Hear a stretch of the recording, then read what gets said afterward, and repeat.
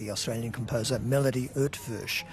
And I think rather than me waste your time trying to set it up, let's hear from the composer herself about her piece. Ruler of the Hive is a piece that involves several female monologues from Shakespeare's text. The title comes down to bringing these 5 women together and kind of implying that they are actually more in control than you would think, and kind of bringing them into a situation where they are actually rulers as such of their little environments.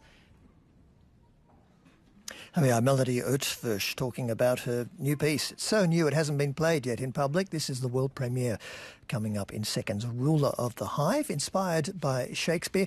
We're going to hear, in fact, we're going to meet Melody after this world premiere performance during the beginning of our interval. Find out a little bit more about it. Of course, apart from the music, her response to the texts, we'll hear the texts themselves, which come from the plays Othello, or Othello, I should say, Much Ado About Nothing, All's Well That Ends Well, Measure for Measure, and As You Like It. I'll leave it up to the Shakespearean listeners to conjure up the names of the characters. All of these texts will be recited, acted by Pamela Rabe during the course of the performance. The programming this year for the Tasmanian Symphony Orchestra has a decidedly Shakespearean theme.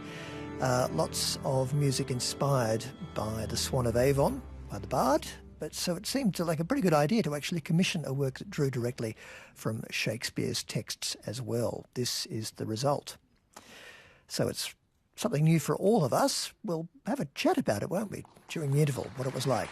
This new piece by Melody Eötvös, who's in the audience, Ruler of the Hive. Coming on stage now, Marco Lutornia to conduct the performance and to provide the recitations, the actor Pamela Rabe. Ruler of the Hive, a world premiere.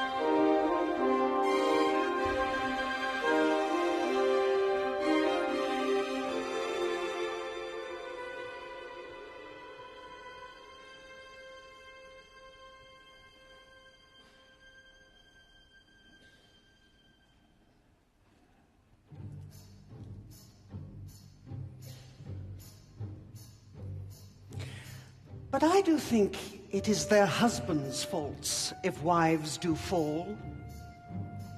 Say that they slack their duties and pour our treasures into foreign laps, or else break out in peevish jealousies, throwing restraint upon us. Or say they strike us, or scant our former having in despite. Why, we have goals, and though we have some grace, yet have we some revenge. Let husbands know their wives have sense like them. They see and smell and have their palates both for sweet and sour, as husbands have. What is it that they do when they change us for others? Is it sport? I think it is. And doth affection breed it? I think it doth. Is it frailty that thus errs? It is so too. And have not we affections, desires for sport and frailty as men have?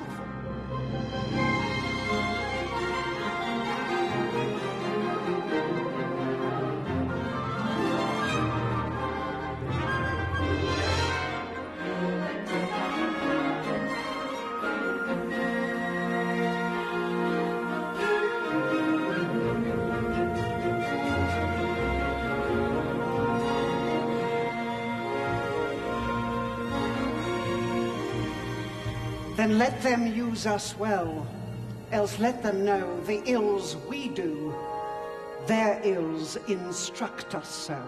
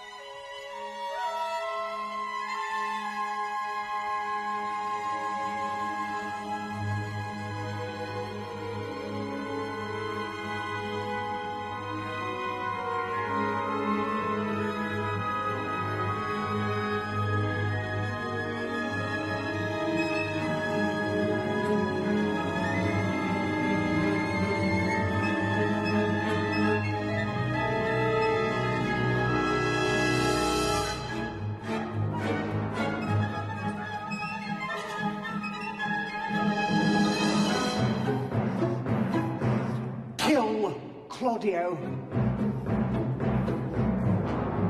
You kill me to deny it. Farewell. I am gone, though I am here. There is no love in you. I pray you, let me go. In faith, I will go.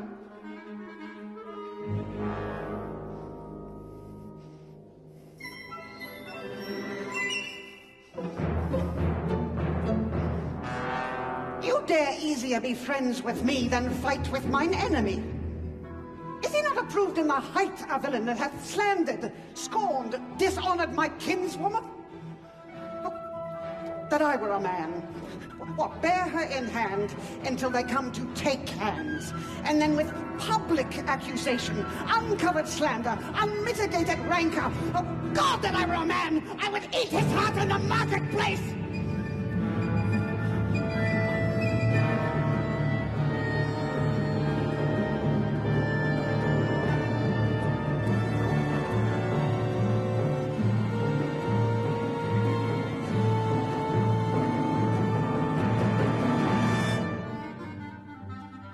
A man out of the window, a proper saying. Sweet hero, she is wronged, she is slandered, she is undone. Princes and counties, surely a princely testimony, a goodly count, Count Confect, a sweet gallant surely. Oh, that I were a man for his sake, or that I had any friend would be a man for my sake. But manhood is melted into curtsies, valor into compliment, and men are only turned into tongue, and trim ones too. He is now as valiant as Hercules that only tells a lie and swears it.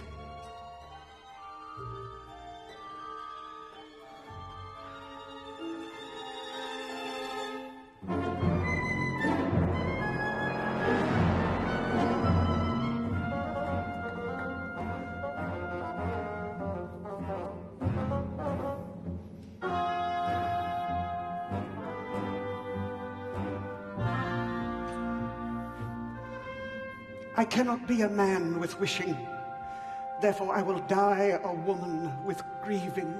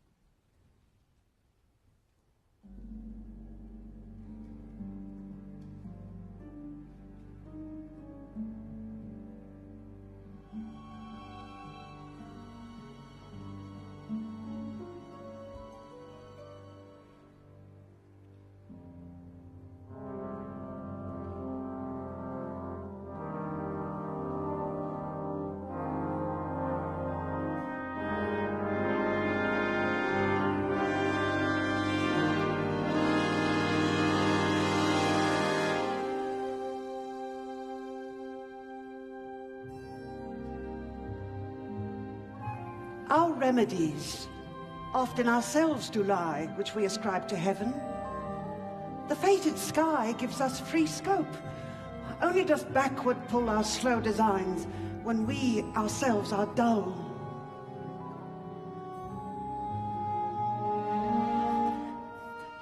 What power is it which mounts my love so high, that makes me see and cannot feed mine eye?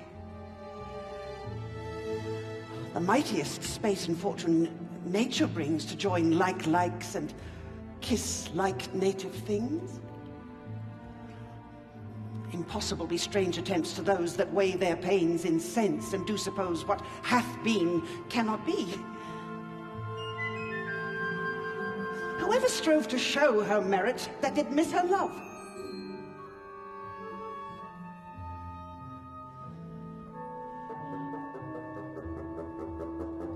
The king's disease.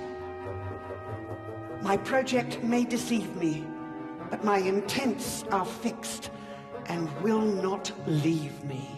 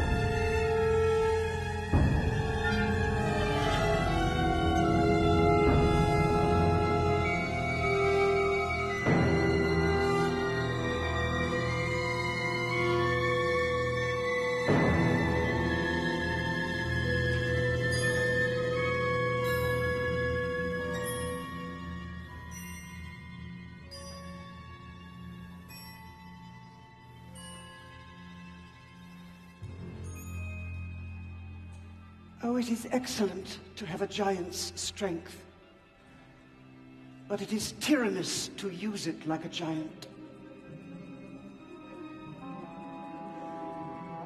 Could great men thunder as Jove himself does, Jove would never be quiet.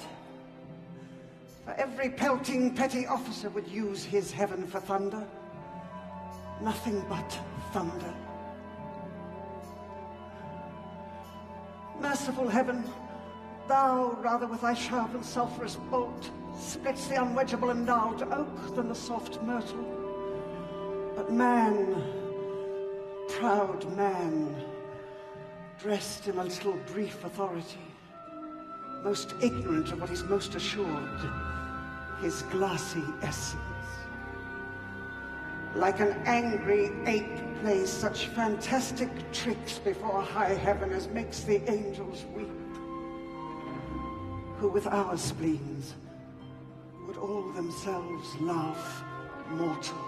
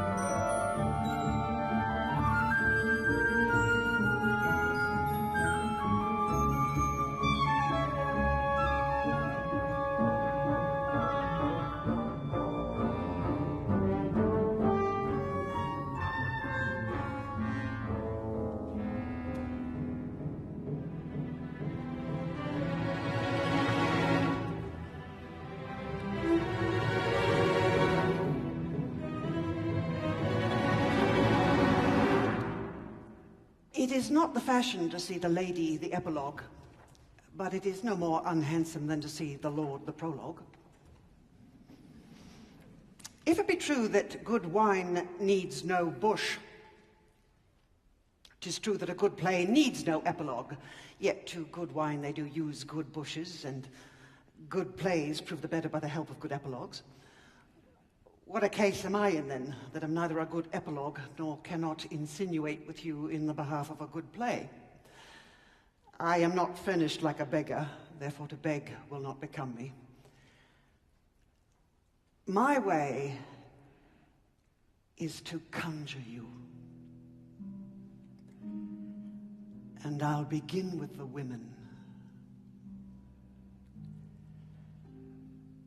I charge you, O women, for the love you bear to men, to like as much of this play as please you.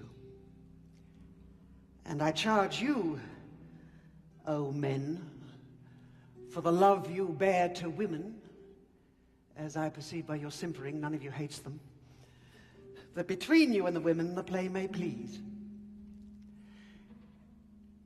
If I were a woman, I would kiss as many of you as had beards that pleased me, complexions that liked me, and breaths that I defied not. And I am sure as many as have good beards or good faces or sweet breaths will, for my kind offer, when I make curtsy, bid me farewell.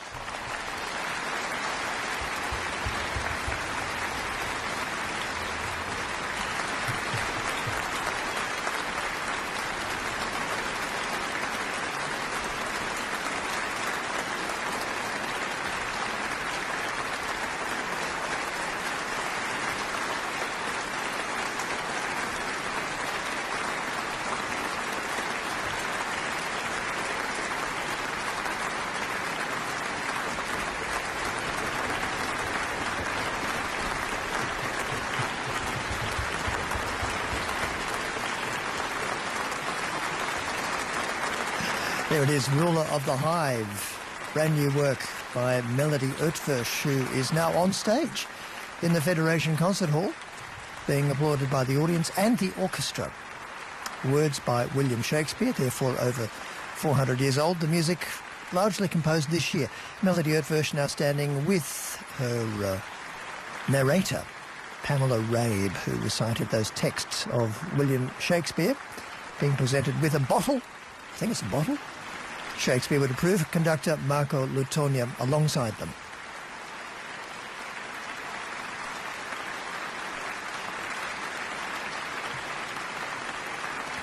And now the trio leaving the stage at the end of that first performance. You must think about what you heard. Look, it's probably almost too soon to arrive at a verdict on the piece. If it moved you, good. A recommendation from me is to listen to the rebroadcast of this concert, which is tomorrow, Sunday, therefore, at midday here on ABC Classic FM. And if you're listening on Sunday, then congratulations to you once again for giving the work another run. Melody Eötvös back on stage. Young composer, only 34 years of age, now resident in the United States. She's the adjunct lecturer in music and general studies at the School of Music at Bloomington University. Melody Eötvös. Probably a tumult of feelings running through her head at the moment, as it would for any composer having just sat through a first public performance of a brand new piece. Shaking hands she is now with Marco Lutonia, the Tasmanian Symphony Orchestra, standing lots of great solos, notably some from concertmaster Emma McGrath. And that's it for the first half in this concert and in this broadcast from the Federation Concert Hall in Hobart. Coming up after the interval, and you must stick around, the Requiem by Gabriel Fauré, the orchestra now leaving the stage, and we hope the composer making her way here to the broadcast booth to tell us some more about this piece, Ruler of the Hive. Great title, isn't it? She says that it's inspired partly by the modern term hive mind. You might have seen that term invoked in social media. She says in her notes that accompany the score, and quoted in tonight's program, Melody Eötvös, that in a way, she says in her title, she implies that the women quoted herein are the clandestine rulers and heroines of these plays. And Melody Eötvös, you must have absolutely sprinted from the concert hall stage in the Federation Concert Hall, joins me now. Hello, Melody, how are you? Hi, I'm good. How are you? Let's get your microphone on, shall we? That's probably... Yeah, there it is. There it is. I can hear. Yeah. Congratulations. Thank you so much. That was very fast. Look, a pretty dumb question. How do you feel? Did it come out the way you wanted? It did. I'm elated right now. I'm still got that nervous kind of, like, my jaw is a little sore from straining. Yeah. But it's funny, isn't it? Yeah. You've had this piece in your head for months and months and months, and suddenly it's outside your head and out there in the air.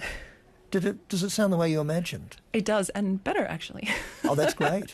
Which is, it's a phenomena.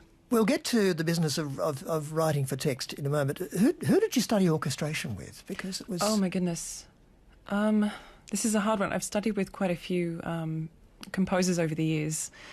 But if I had to draw it down to any one person, or actually a couple of people, Gerardo Dirier always, up at the Queensland Con, has always been a staple to any aspect of my education. But Claude Baker, actually, over in Bloomington, he helped me through my dissertation. Because, look, the one thing one can ascertain straight away is that it's just so clear to hear. And of course, we have microphones all over the orchestra, but it's so transparent, the writing. It's wonderful. Thank you so much. Thank you. Pleasure. Now, the business of setting text, it is hard, isn't it? Firstly, it's Shakespeare. I mean, there is music in those words to begin with, isn't there? Music and rhythm. Definitely. What's your philosophy about this, especially with such well-known texts as this? You see, that's where I felt like I got a little bit lucky, because they were the female monologues, and I can't think of a piece of music that uses female monologues. So I was lucky with that, in that I didn't have any other referential musical point to have to investigate it all. Yeah. But otherwise, because it's narration, initially I thought this was going to be easier than setting like a soprano or something. But I was a little bit wrong on that, in that there's a whole other aspect of, the tone of the voice, the just the rises and falling within the phrase, individual to Pamela as well. That's a very good point. How early in the process did you meet Pamela? Really, I think it was at the beginning of the year, and straight away I was able to, she was marvellous. She recorded 3 of the monologues for me straight away. Yeah. So even before I'd started writing the piece, I had her talking, so speaking them. The instrument is there in the absolutely. So I structured those 3 movements around the way that she was, delivering those monologues, which was very helpful. The trick, isn't it, is to complement the text, but not, in a sense, not to fight against it. We have to hear the text, of course. You have to enable the words to come out. What sort of rules of thumb do you apply when you do that? Is it a matter of writing lightly for orchestra? Yeah, that was definitely a challenge with this. Even when I thought I was writing light, I was not. So it was, and if you put too much detail in the lines, anything that could potentially compete with the detail of what she's saying was just a minefield. So not too busy, in other words, behind the voice, because it's like being drawn away from a good dinner party conversation by whatever they're playing on the sound system, isn't it? Absolutely. It's really hard, but you do it. And of course, there are some long stretches of purely orchestral writing to give them their due as well. Yes, and for my personal satisfaction as well. Just like a good solid 7 minutes of Now, what a bonus to work with Pamela Rabe. Talk about going straight to the top. Isn't she remarkable? Oh my goodness, I've learnt so much from her. It's kind of ridiculous in such a short amount of time. When she was rehearsing, and then did it come out the same way every time, or did she give it a bit of a twist? She was really great about this, actually. Every time, it would also depend on how fast Marco was taking that particular section of music, but she would always double check with me how that particular run-through went, and got to a point where I was like, okay, that could be a little bit slower because there are some specifically timed arrival points. It's marked into the score as well where those should happen, but it just doesn't always happen. Yeah. So we really got a good kind of transfer back and forward. Yeah. Because there will be a time in the future when, of course, the piece is performed without Pamela. One suspects, one imagines it will travel and it will have to. I wonder. I'm not sure. Maybe I guess it is kind of designed. It could be. You could separate the 4th movement or the 5th movement, and maybe have the first 3 as like a, if you needed to truncate them, I suppose that could work. Was Marco much? Did he give you much input, Marco Latonia? Always. Always. He's a very interactive conductor. At least I find with me, he is. We've been known each other for 10 years now, we've got a good rapport going. So it's easy for me to be honest with him, and likewise. And he enjoys taking a little bit of liberty in my music because he knows he can. Right. I've given him permission to do that, kind of unspoken permission, I guess. In other words, you didn't complain. Pretty much. Congratulations anyway. It's a real thrill for us to talk to a creator, not before the piece, but directly after the piece, when you're still totally buzzing with Very it all. much so. And let me tell you that, we're playing this again on Sunday, tomorrow at midday. So you can listen back to it. I will. You can. And listen on demand. But we're grateful for you because there's probably a lot of people waiting out there to crack open I do need some to dash. cordial with you. Great to meet you, Melody. Congratulations. Thank you so much. Thanks for stopping by. Thank you. There we are. That's Melody Eötvös, the composer. And you heard her and the world premiere of her brand new piece, a piece dating from 2018. It's called Ruler of the Hive. You're listening to a direct broadcast on ABC Classic FM. I think we should have a little bit of beautiful piano music at this point. Ruler of the Hive